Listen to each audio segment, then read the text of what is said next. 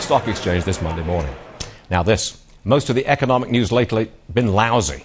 Weak employment numbers, GDP growth of barely more than 1%. A report last week showing manufacturing is in contraction. Are we headed for another recession, or are we maybe already in one? Joining us now is Peter Schiff from Euro Pacific Capital. A lot of talk this morning, Peter, that we are going to be in recession in the year 2013, regardless of who wins the election. That's pretty much the backdrop to the market action today. What do you say? Well, first of all, Stuart, I think we're in a recession right now. Look at the second quarter revised GDP numbers from last week. The government claims that the economy is growing at 1.3%, but they also claim that inflation is annualizing out at 1.6%. If inflation is actually 3% right now and not 1.6%, the economy is already contracting. And you're talking about the Dow Jones this morning being up. In terms of gold today, it's actually down. In fact, the Dow is now worth less than 7.8 ounces of gold. That's down more than 80% since the bear market began 12 years ago. So it's not that the stock market's going up. It's not. The value of our money is going down. That's interesting, Peter. Let me return to the original question, though. Okay, you say we are in a recession already. Then in 2013, yes. Does it get much worse? I'm looking for a time frame on the real spiral down here.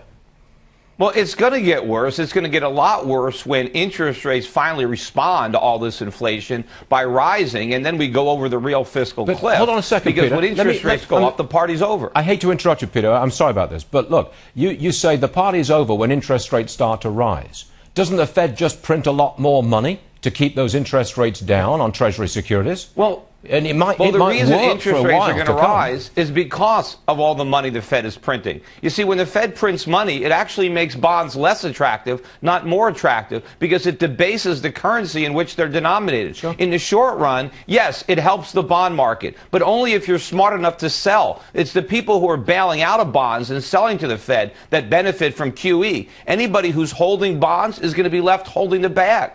A little later on this program, I'm going to do an editorial saying that we are in another bubble, and that bubble is America's debt, Treasury securities, and that sooner or later that bubble will burst. I'm basically agreeing with you, Peter. I don't know about the time frame, but I'm basically agreeing with you.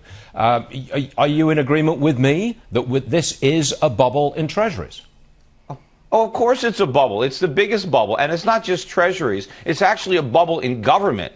Government is enormous because it can borrow all this money so cheap. So you have a government bubble, and it's reflected in the bond market and in the dollar. So it's the dollar that's a bubble along with treasuries, and it's all going to burst. And this whole phony economy that is built on consumption-financed spending, both in the private sector and through the government, is going to come crashing down. It's a bigger house of cards now than the one we erected prior to the financial crisis. There's no way out, is there? I mean, look, I don't know how this thing ends. I don't know what bursts the bubble. I don't know. I'm not smart enough to know that. But you're basically saying there is no way out. This is a bubble. There's no easy way out. No, there's going to be a lot of pain no matter what. There's the correct way out, and then there's what we're doing.